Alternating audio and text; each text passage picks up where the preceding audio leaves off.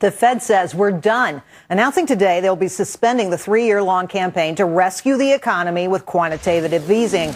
This is Ben Bernanke and company lower their forecast for economic growth. Joining me now, a man who says QE3 is all but certain and going to fail too. Peter Schiff, CEO of Euro-Pacific Capital and the author of How an Economy Grows and Why It Crashes. Peter, great to see you again. Nice to be here again. All right, I'm going to run a comment for Bernanke and then get you to comment. The thing that most blew me away was this on headwinds. Listen to this. We don't have a precise read on why this slower pace of growth is persisting. One way to think about it is that maybe some of the headwinds that have been concerning us, like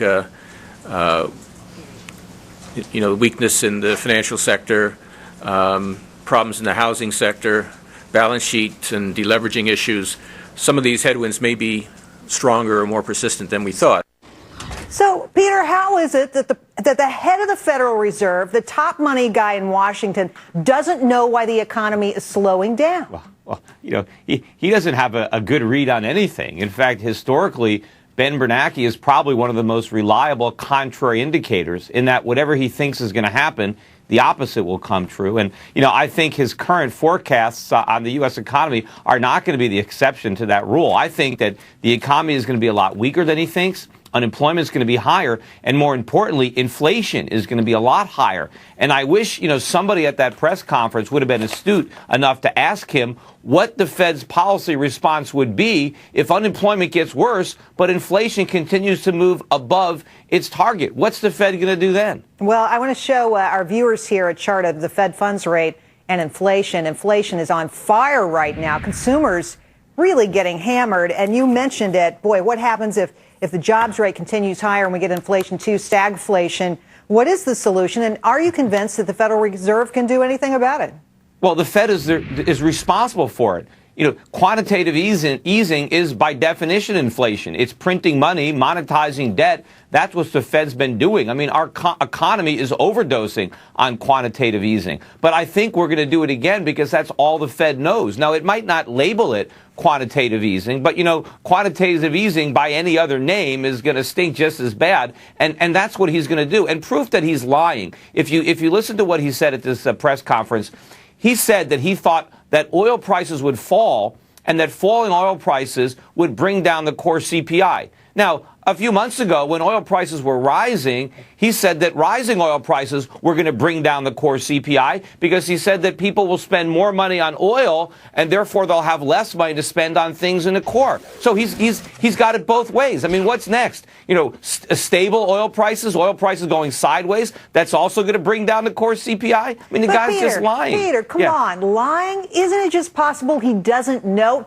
And that's really the more frightening scenario, is that he doesn't know the answer to the question. Well, either he's a liar or he's ignorant. I mean, those are two possibilities. But the guy got a 1,600 on his SATs. That's a lot higher than I got. He's a smart guy. So, he really is. But let me tell you, being able to predict this economy is a very tough thing. And it's frightening to me that some of the smartest people who know the most about downturns in the economy cannot find a solution. Well, maybe it's tough for Ben Bernanke because he doesn't understand basic economics, but there are a lot of people that understand Austrian economics like me. Predicting the economy is actually quite easy. The problem is he's trying to find directions with a broken compass. His compass is always pointing west, so he never arrives at the right conclusion. But, I think that I give him a little bit more credit. I think he kind of knows. If you played that clip, he's stammering. He stutters when he talks. He looks very nervous to me. He looks like a guy that's hiding something. He's afraid that someone's going to find out. He's not as slick as you are, Peter. All right. It's not as I have to ask you about this, though. I'm just being honest. I know you are. I want to talk to you about Mohamed El-Arian, who today, the head of PIMCO, very important guy, says that he runs the world's biggest bond fund, predicts that Greece would default on its debt. Greece is done. Do you agree?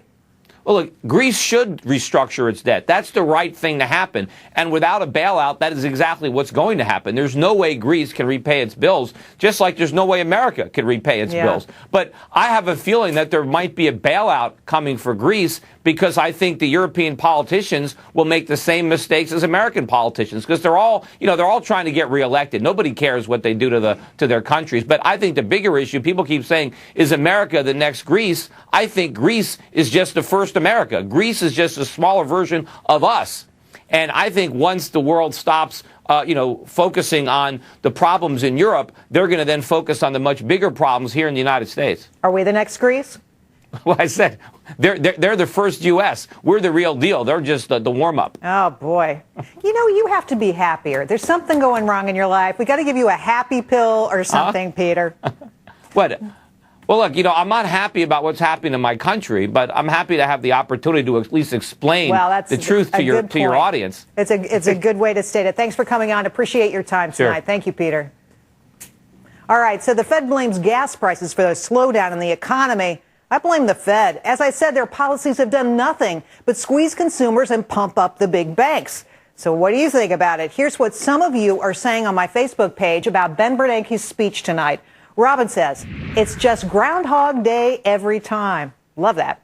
Kenneth writes, we hear negative comments concerning the economy before we hear any positive comments. So therefore, I believe he hurts the economy when he speaks. Good point. And Randy says simply, the Fed is hurting the U.S.